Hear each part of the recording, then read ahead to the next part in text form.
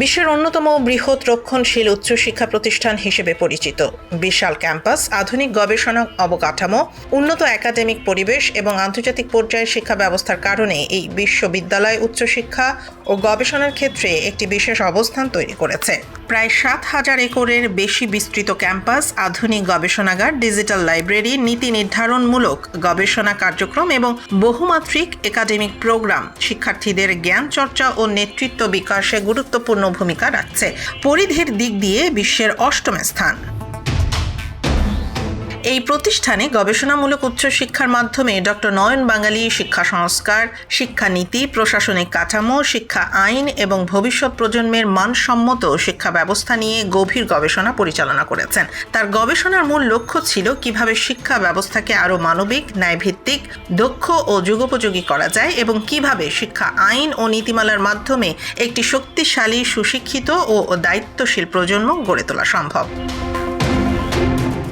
Doctor নয়ন বাঙালির গবেষণায় বিশেষ গুরুত্ব পেয়েছে শিক্ষা সংস্কারের বাস্তবধর্মী প্রয়োগ, শিক্ষার্থীদের নৈতিক বিকাশ, সামাজিক ন্যায় বিচার ভিত্তিক শিক্ষা, প্রযুক্তি নির্ভর শিক্ষা ব্যবস্থা এবং আন্তর্জাতিক মানের নীতিমালা প্রণয়ন। তিনি বিশ্বাস করেন যে একটি জাতির উন্নয়নের মূল ভিত্তি হল সুশিক্ষা, আর সেই শিক্ষাকে কার্যকর করতে প্রয়োজন বাস্তবসম্মত আইন, দক্ষ প্রশাসন এবং গবেষণা ভিত্তিক পরিকল্পনা।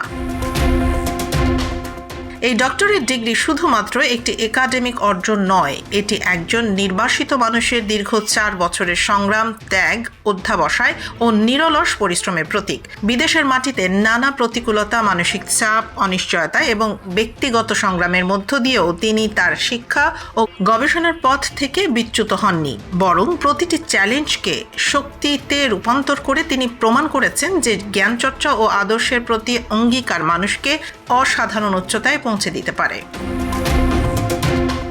এই অর্জন শুধু ব্যক্তিগত সাফল্য নয়, এটি শিক্ষা উন্নয়ন, গবেষণা এবং মানব কল্যাণে নিবেদিত সকল মানুষের জন্য একটি অনুপ্রেরণার নাম। ডক্টর নয়ন বাঙালির গবেষণা আগামী প্রজন্মের জন্য উন্নত, ন্যায়ভিত্তিক ও টেকসই শিক্ষা ব্যবস্থা গঠনে গুরুত্বপূর্ণ অবদান রাখবে, এমনটাই প্রত্যাশা করা যায়। গতকাল 16ই মে বিশ্ববিদ্যালয়ের নিজস্ব স্টেডিয়ামের মধ্যে কনভেনশনে নয়ন বাঙালিকে সনদ প্রদান করা হয়। উপস্থিত ছিল দেশের ভাইস প্রেসিডেন্ট সহ কংগ্রেসম্যান ও সিনেটর বৃন্দ।